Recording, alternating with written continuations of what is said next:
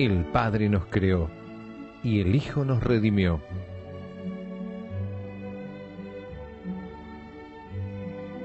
Conocer y amar a Dios exige el esfuerzo de la inteligencia y la rectitud del corazón. Teología para Todos, un curso de religión multimedia.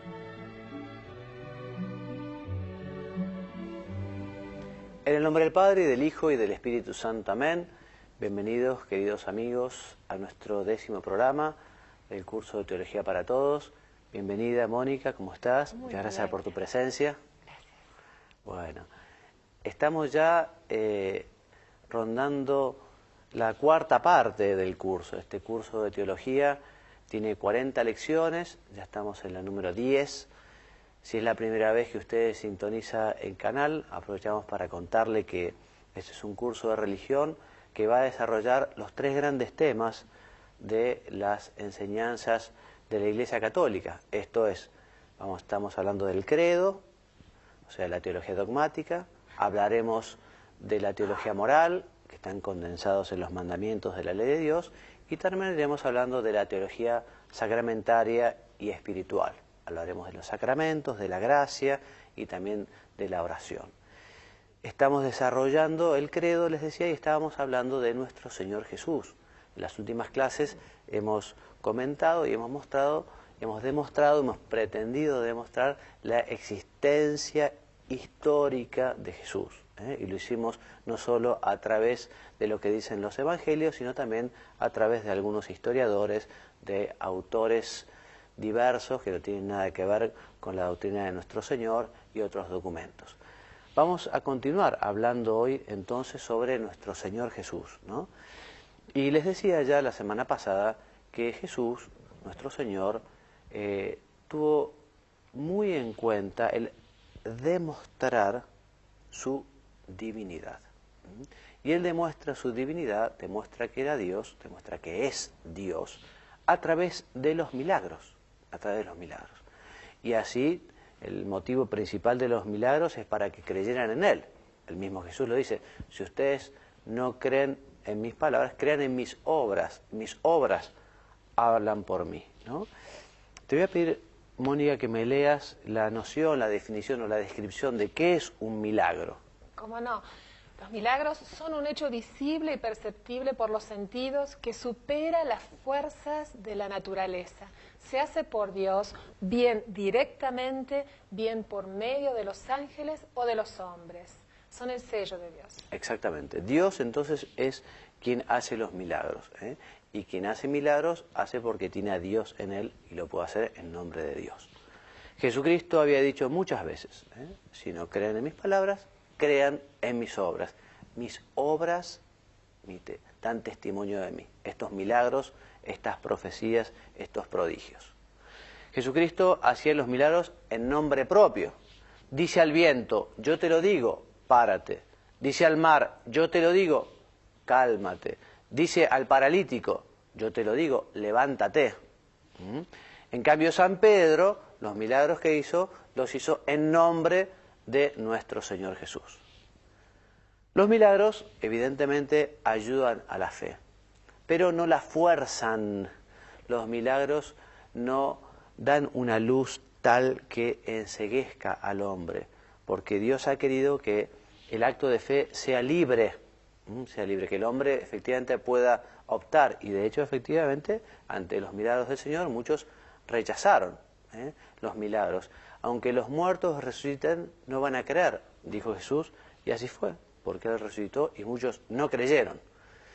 No es lo mismo un milagro que un prodigio. Un prodigio puede ser obra de un prestidigitador o un fenómeno parapsicológico. El milagro existe en un contexto religioso. Por eso tampoco decimos que un demonio pueda hacer un milagro, podrá hacer algún prodigio, pero no un milagro que es propio de Dios. Evidentemente Dios puede hacer milagros, pero lo que no va a hacer nunca es algo que sea absurdo. El absurdo. Un círculo cuadrado, por ejemplo. En fin, Dios no hace absurdos. De la historicidad de los milagros no puede dudarse porque fueron muchísimos los testigos que vieron con sus propios ojos estos hechos que hizo nuestro Señor. E incluso muchos murieron por defender estas verdades. Incluso los mismos enemigos de Jesús no podían negar los hechos milagrosos del Señor. Y por eso decían, este hombre hace muchos milagros, si lo dejamos, todos creerán en él. Bueno, los evangelios describen detalladamente más de 40 milagros. Aquí hay una lista, no sé si los leeremos todos, pero te pediría, Mónica, por favor, si puedes enunciarlos para recordarlos. Sí, cómo no, las bodas de Caná, el ciego Bartimeo, la resurrección de Lázaro, la primera pesca milagrosa, el endemoniado en la sinagoga, la suegra de Pedro, la curación del paralítico, curación de los ciegos y un endemoniado mudo, la curación del leproso, la resurrección del hijo de la viuda de Naín, la curación del paralítico de la piscina de Siloé, la tempestad calmada, el endemoniado de Gerasá, la hija de Jairo y la hemorroísa, primera multiplicación de los panes, otros milagros en la región de Tiro y Sidón, el demonio mudo y la fe, la curación del ciego de nacimiento, Jesús cura a una mujer en sábado, en Caná y Cafarnaúm se realizan algunos milagros. Sí, o sea que son muchos los milagros del Señor. El más importante, lo hemos dicho ya unas cuantas veces en este programa, es la propia resurrección, su propia resurrección que él había profetizado. Y tan importante es que San Pablo nos dice que si Cristo no hubiera resucitado, vana sería nuestra fe. Bueno, nosotros tenemos fe en el Señor, fe en Jesús. Y tener fe quiere decir aceptar su testimonio hasta la adhesión y la entrega total a su persona divina. O sea que la fe no es un conocimiento teórico. Por ejemplo, uno puede estar muy convencido y aceptar no sé, teoremas matemáticos, teoremas geométricos, pero un teorema no es que a uno le lleve a vivir de una determinada manera. Difícilmente alguien vaya a dar la vida por defender la verdad de un teorema, en fin, que todo podría ser. Pero la fe en el Señor lo que lleva justamente es asumir el compromiso de amarle, de imitarle, de parecernos a Él. ¿Qué dice? Léeme, por favor, Mónica, el Concilio Vaticano I al respecto. Menciona, la fe no solo es aceptar una verdad con el entendimiento, sino también con el corazón. O sea que es el compromiso que nuestra persona con la persona de Cristo. La fe lleva a esa relación de intimidad, de amor. ¿Qué más? La fe quiere decir tener algo por real y verdadero en virtud del testimonio de otro, ¿no? Entonces, nosotros tenemos fe en lo que el Señor dice porque Él nos ha revelado una serie de verdades que nosotros las aceptamos, le creemos. Nos viene dada también la fe en el Señor por la fe en la Iglesia, justamente que ella también recibió de Jesús el mandato, el pedido de enseñar. Y es justamente la Iglesia, en su función de magisterio, que nos enseña y nos explica las verdades de la fe contenidas fundamentalmente en la Biblia y también en la tradición. Entonces, nosotros nos fiamos de lo que nos dice el Señor, creemos en Él, tenemos fe en Él. Seguir a Jesús quiere decir escuchar sus palabras, asimilar sus actitudes, comportarse como Él, identificarse plenamente con Él. Tener fe lleva a tener un estilo de vida, una forma de vivir, un modo de ser. O sea que evidentemente los cristianos tienen que demostrar su fe con su conducta. Sería algo tristísimo que una persona diga que tiene mucha fe en Jesucristo, pero lleva una conducta completamente contraria a las enseñanzas del Evangelio, a las enseñanzas del Señor. Bien, la fe se nos presenta con...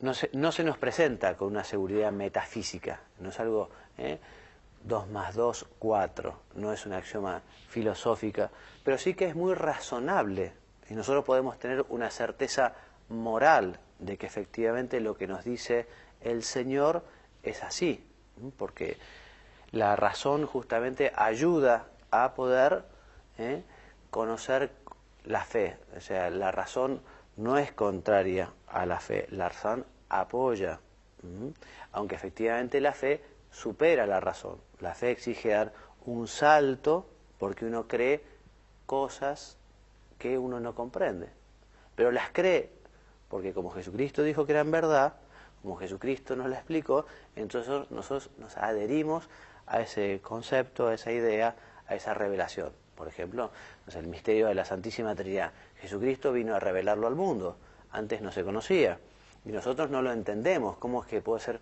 un solo Dios en tres personas. Pero si Jesucristo lo dijo, como yo tengo fe en Él, por eso yo lo acepto, aunque no lo termino de entender. Lo mismo el misterio de la Eucaristía o el de la Encarnación y tantas otras verdades reveladas por nuestro Señor. La fe es luminosa, la fe es iluminadora, optimista, esperanzadora, porque es razonable. El seguimiento de Cristo, seguimos diciendo un poco lo mismo, exige el esfuerzo por ir asumiendo las actitudes fundamentales que dieron sentido a toda su vida. O sea que evidentemente en la medida en que nosotros vayamos conociendo más al Señor, en la medida en que nos vayamos enamorando de Él, conseguiremos ir viviendo como Él, siendo como Él. Vamos ahora a hablar de la redención. Mónica, si es tan buena, ¿me puedes leer el título que dice? Dios se hizo hombre para redimirnos del pecado y darnos la vida eterna.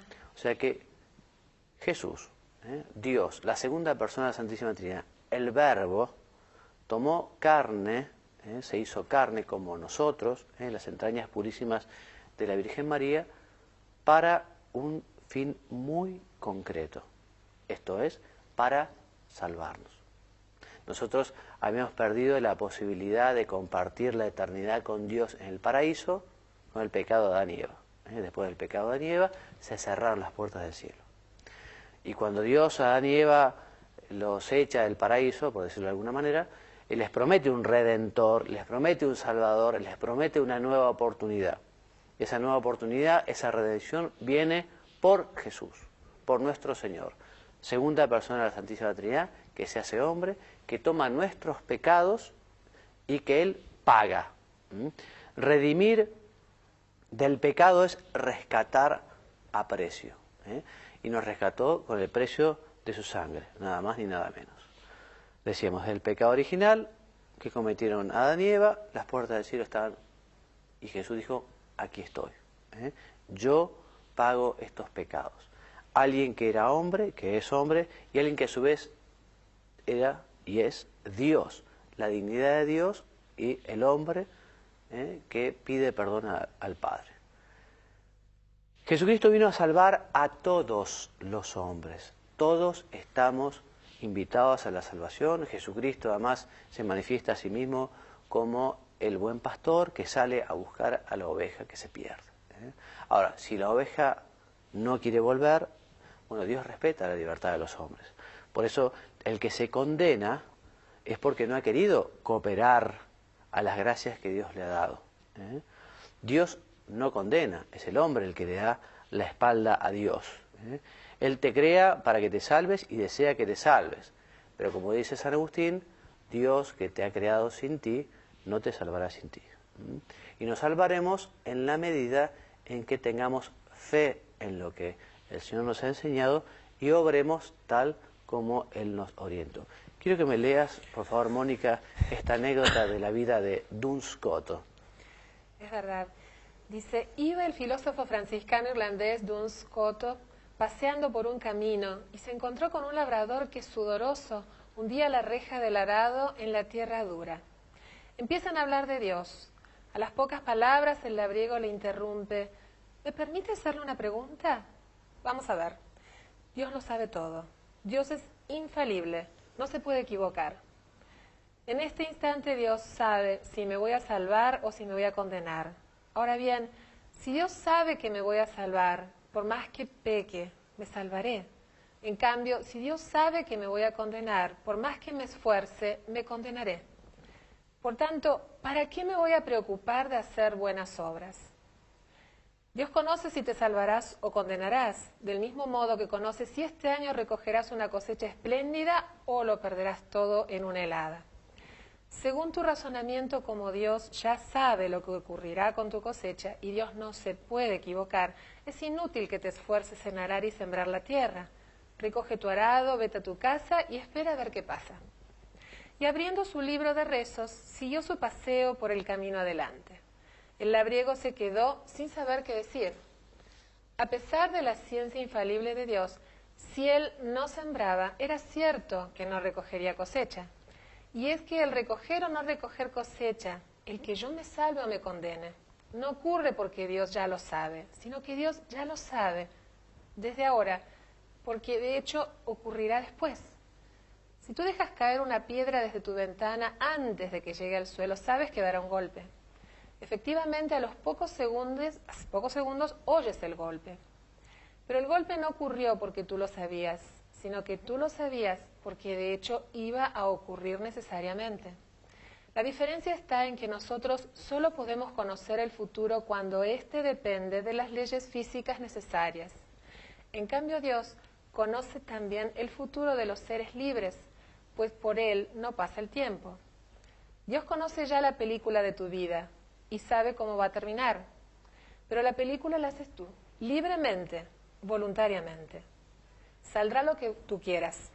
Si yo veo grabado en video un partido de fútbol al que he asistido personalmente, sé de antemano el resultado, pero no por eso soy responsable de la goleada.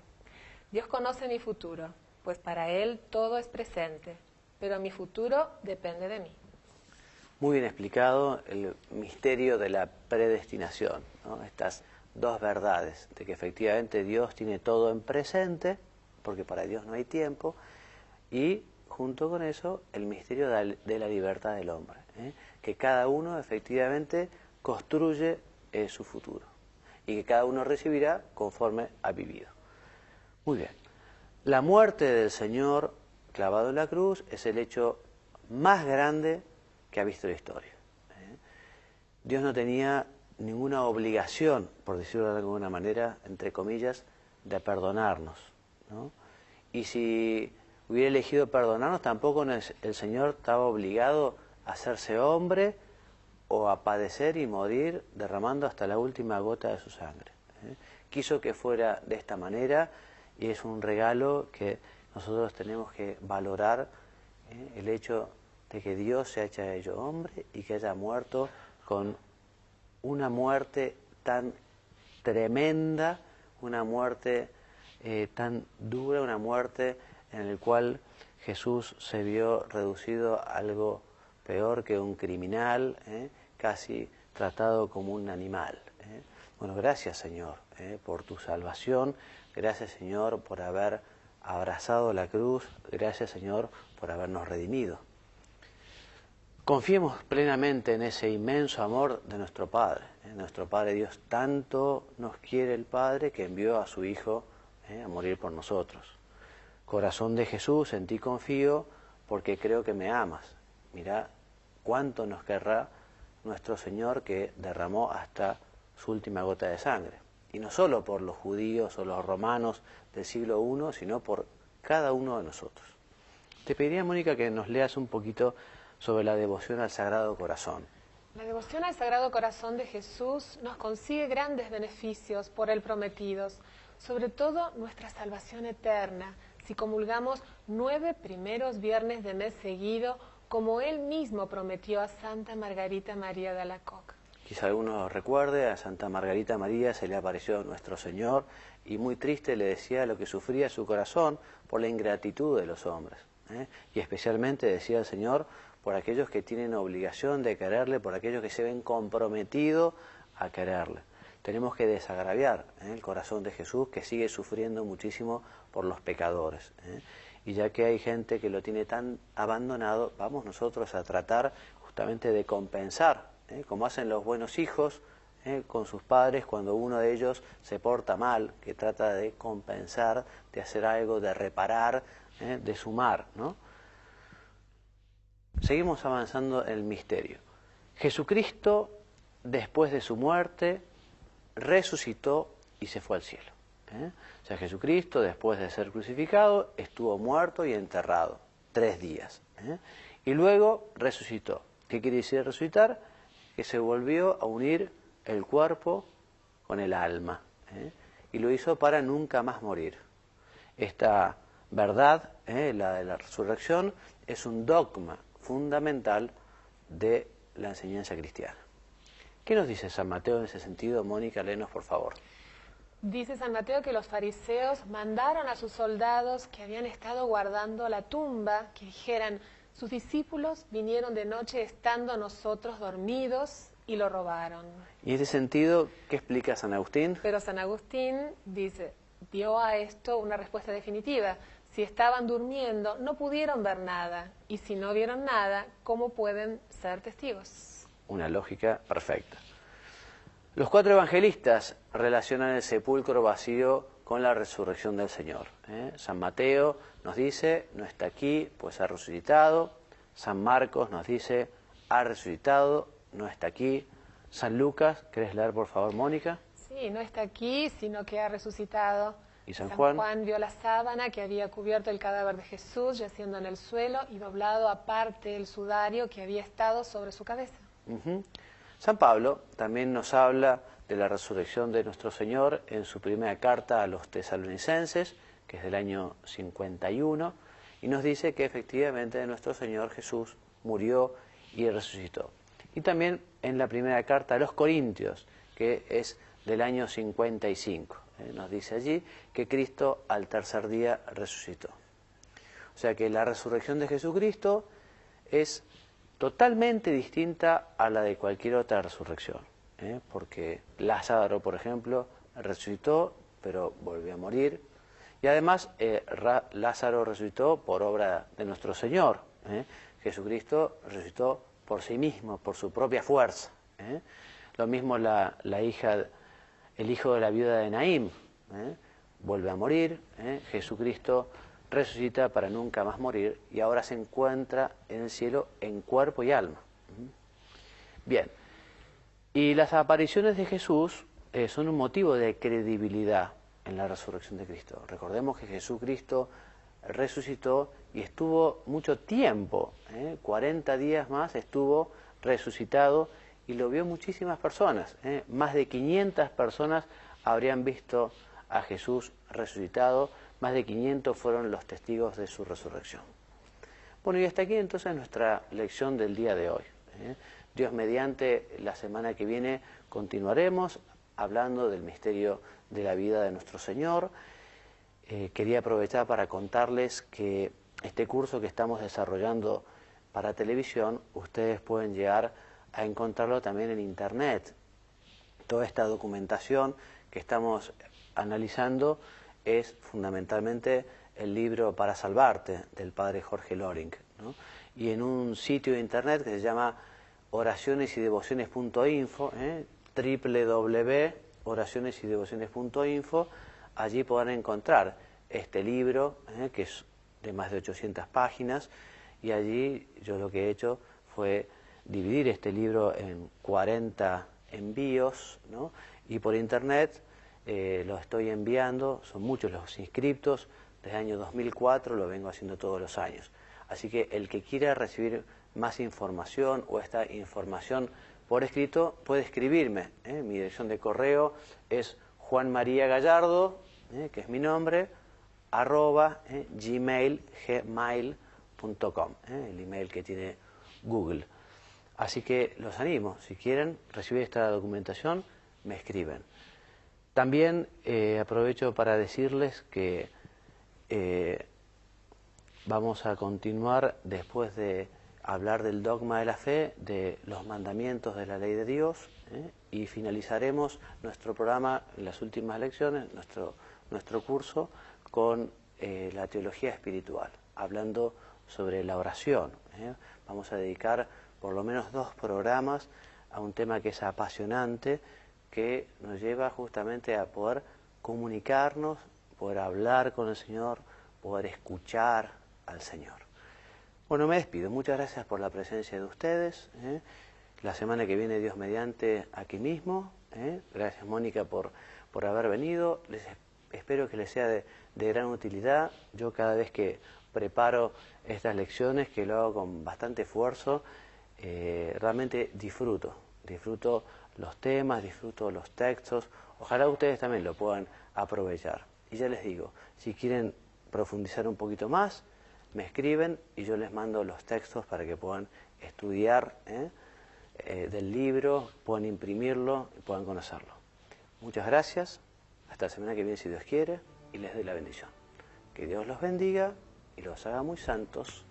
Amén. Adiós.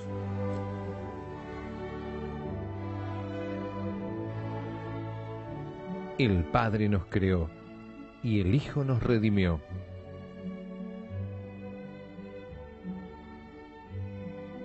Conocer y amar a Dios exige el esfuerzo de la inteligencia y la rectitud del corazón. Teología para todos. Un curso de religión multimedia.